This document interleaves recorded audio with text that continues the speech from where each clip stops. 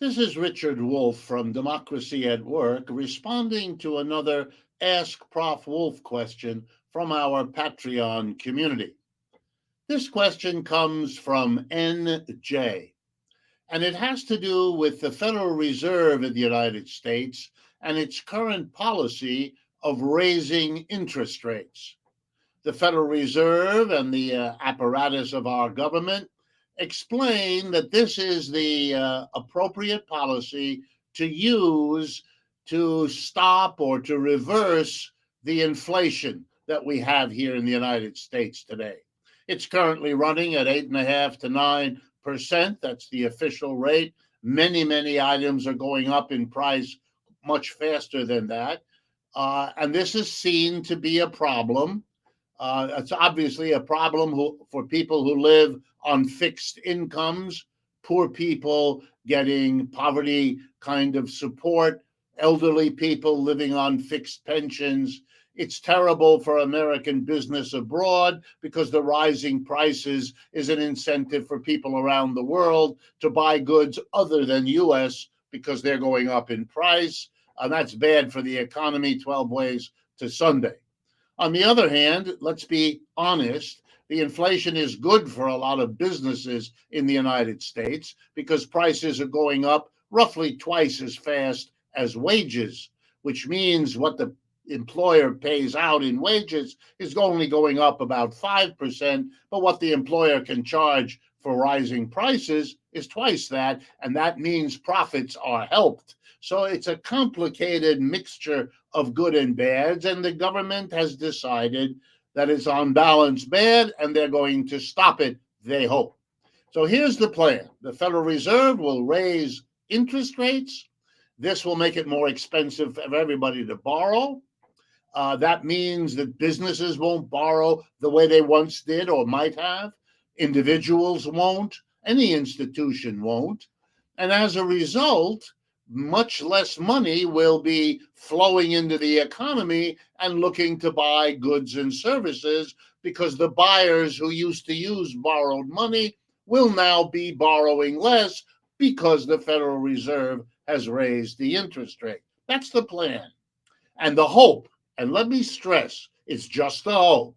The hope of the Federal Reserve is that if businesses and individuals have borrowed less and therefore have less money to spend, the businesses that sell to them, that 1% of our people, if that, who are employers and therefore sellers of things, the idea is if they know people have less money to spend, they won't be raising prices. So here's the problem. There's no guarantee that this will work. In other words, and it's simple to follow, the Federal Reserve raises interest rates as they are doing literally as we speak. Fewer people and fewer businesses will borrow. That's a pretty sure thing. So the buyers, the potential buyers of goods and services, will have less money to spend. So far, so good. But here comes what the Federal Reserve can't control. What happens if fewer of us have money to spend when we go to the mall? The answer is that the employers of America, less than 1% again, that tiny group of our society, they are now the key players because they have a choice to make. They can respond to fewer buyers by not raising prices, maybe even lowering prices. Or they can respond to fewer buyers by saying, okay, if there are fewer buyers, I'm not going to order as much stuff to sell. I'm just going to raise the price even more. I'll sell fewer, okay, but I'll get more money for each of those that I sell. And I'm going to decide which is the more profitable way for me to go. Raise prices, sell less. Don't raise prices, maybe even lower them and sell more. Only if the employers decide not to raise prices will the strategy of the Federal Reserve work. If the employers decide, no, we're going to cut production, cut sales, but raise the price, then the policy of the Federal Reserve will be undone. Their policy will fail. Not only will the inflation not stop because businesses keep raising prices, but we will have less production because you sell less if you raise the prices. And that means fewer jobs. And that means a stagnating economy, which is where we get the phrase stagflation. When you don't have a booming economy, yet you still have inflation at the same time. Have we ever had that before? Yes.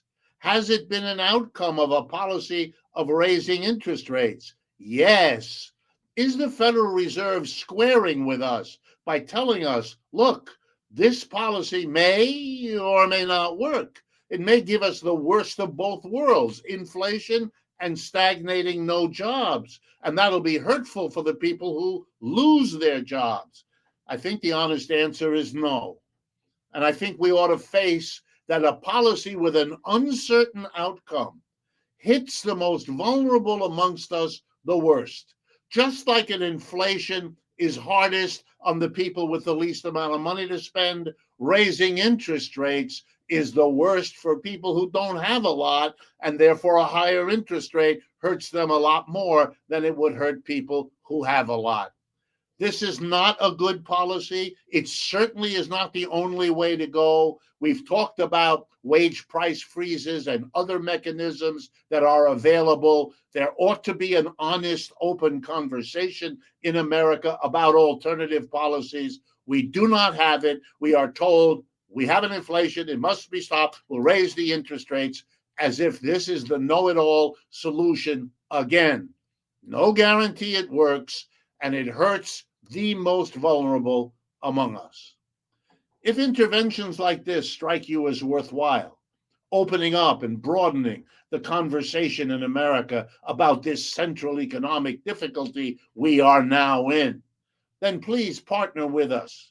Share it with friends, neighbors, co-workers. That's how we extend our reach in a partnership with you, which we invite.